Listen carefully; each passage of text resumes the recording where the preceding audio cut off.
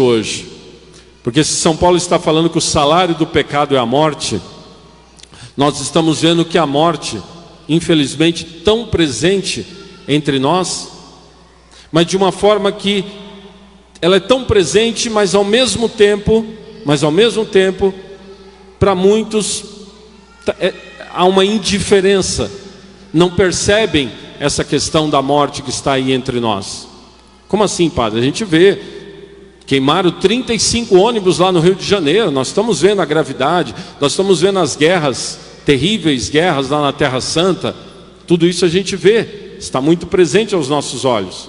Sim, essas situações tristes demais, concretas, está bem aí aos nossos olhos. Mas tem outras que estão também aos nossos olhos, e nós acabamos mais já, como que se não percebêssemos mais, já nem nos chama a atenção mais. Porém os sinais estão aí entre nós. Eu estou falando aqui da enganação do maligno, do mal, dessa vida, podemos dizer, como São Paulo está dizendo na primeira leitura, na carne, do pecado, da vida entregue ao mal, e que vai se tornando uma coisa, infelizmente, até natural. E muitos já não vão percebendo mais isso, que estão vivendo numa escuridão, estão vivendo naquilo que São João Paulo II fala da cultura de morte. Meus irmãos, para ser bem concreto, nós temos pessoas que estão, por exemplo, acabando com os seus corpos, mutilando os seus corpos, de diversas formas.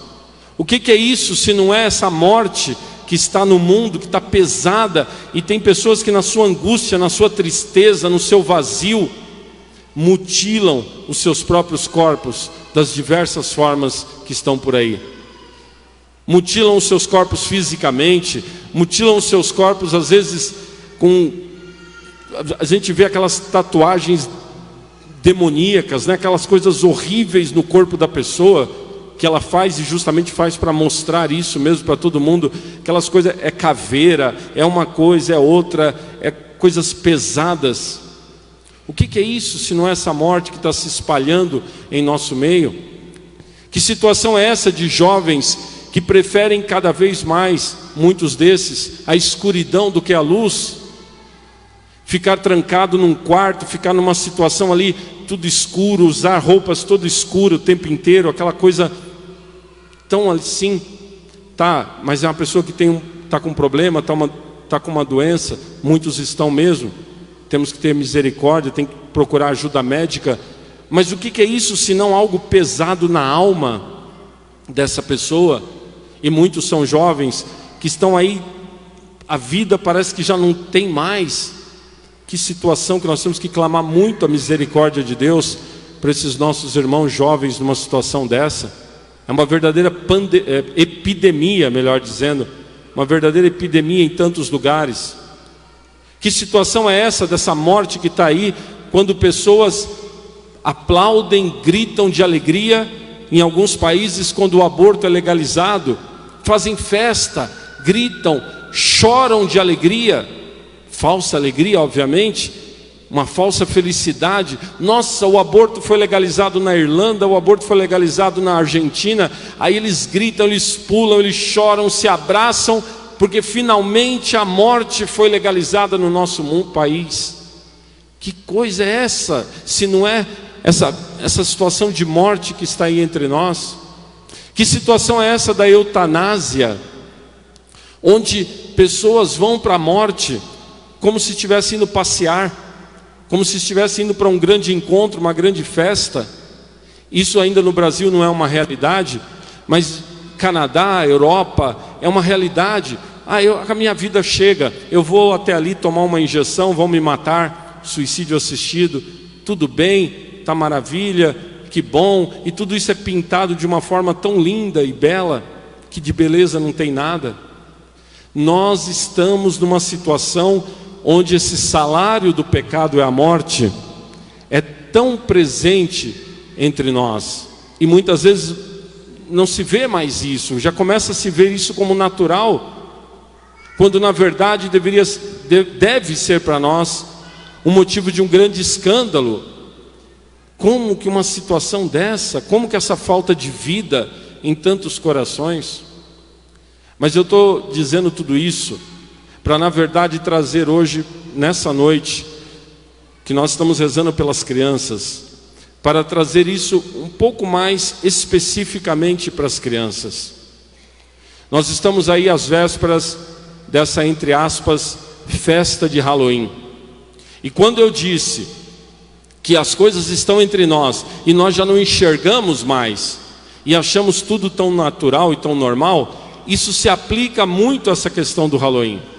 Tem muitos católicos, talvez algum esteja aqui sentado agora e já vai meio que torcer um pouco o nariz porque o padre vai falar agora. Tem muitos católicos dizendo: não, o que é isso? Larga de ser exagerado.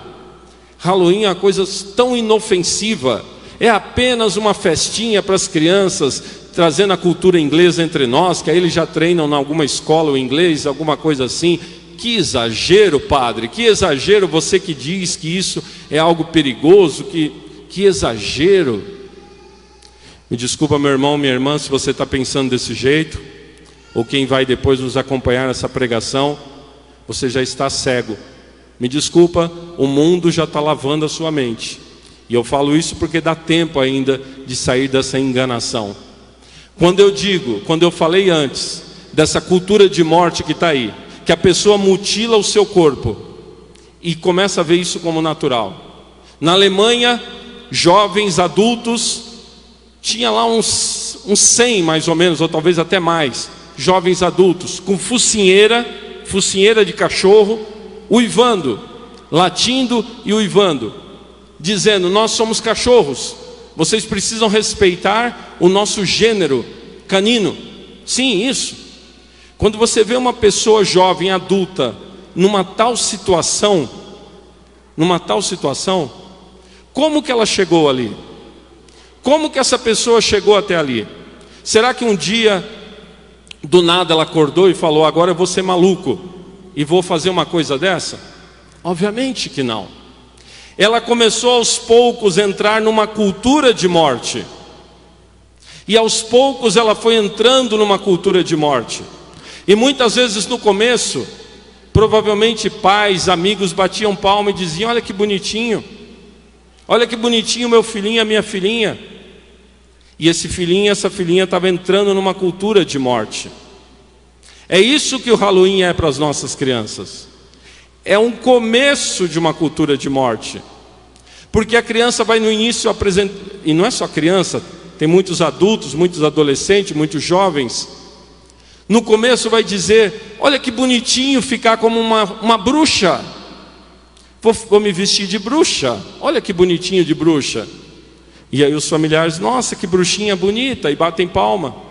Eu vou me vestir de zumbi. Então eu vou colocar sangue no meu olho, eu vou colocar uma faca enfiada na minha cabeça. Olha que coisa bonita essa criança de zumbi. Nossa, que legal, que bonitinho. É tão inocente essa criança como um zumbi com uma faca na cabeça. É tão inocente essa bruxinha que faz um encantamento e uma coisinha lá de brincadeira. É tão inocente aquele outro lá que está com o diabinho, com o chifrinho aqui. Que coisa mais inocente.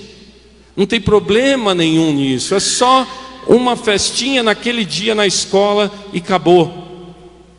Será? Será?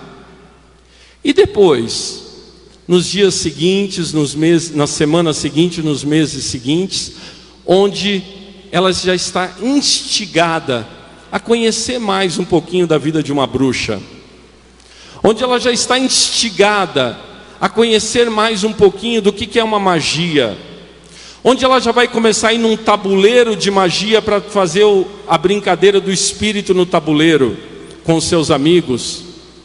E aí, dependendo do jogo ali, ela vai perguntar para o espírito o que ela pode, o que ela não pode, o que ela vai ganhar, o que ela vai perder. Aí vai ser do tabuleiro, vai ser da caneta, vai ser do copo. E depois, quando ela se instigar um pouquinho mais, ela começar a buscar na internet como fazer algum tipo de encantamento para ficar mais bela, para ficar mais rica, para ficar isso, para ficar aquilo. Será que esse padre está falando de teoria? Será? Quem dera fosse de teoria. Esse padre já atendeu tantos jovens, e adultos também, que começaram já a ser perturbados pelo demônio. Mas por que eles foram perturbados pelo demônio? Porque primeiro eles tiveram o jogo de tabuleiro, porque eles tiveram a internet, as coisas da magia na internet.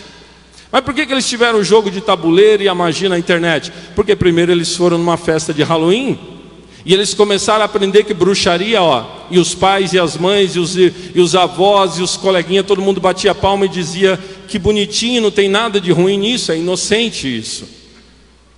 O que eu acho impressionante, é que adultos e católicos não conseguem ligar as coisas. Tem uma visão tão estreita, tão limitada, até aqui, um palmo na frente do nariz. Me desculpa se eu estou pisando no teu calo, mas é a verdade. Nós precisamos nos converter. São Paulo disse para os romanos hoje: meus irmãos, eu vou falar para vocês com uma linguagem humana, por causa da vossa limitação. Estou dando alguns exemplos porque é aquela linguagem bem básica para nós entendermos. Meus irmãos, nós estamos numa batalha espiritual enorme, onde o demônio não está perdendo tempo, onde o demônio está vindo com tudo para cima das nossas crianças, para deturpá-las, para que mais tarde, quando elas se tornarem jovens adultos, eles vão estar com uma focinheira, dizendo: eu sou um cachorro. Eles vão estar com o seu corpo mutilado, eles vão estar com aquele olhar triste, morto. E Deus tenha misericórdia, eles podem estar até, porque é isso que o demônio quer, é isso que o inimigo quer. E o que nós precisamos entender é que tudo isso é um passo a passo. Tudo isso é um passo a passo. A cultura de morte, ela vai avançando aos poucos e vai levando a pessoa a avançar passo a passo essa ladeira abaixo. No lugar disso, o que nós temos que trazer? Nós temos que trazer a vida de Deus. A vida.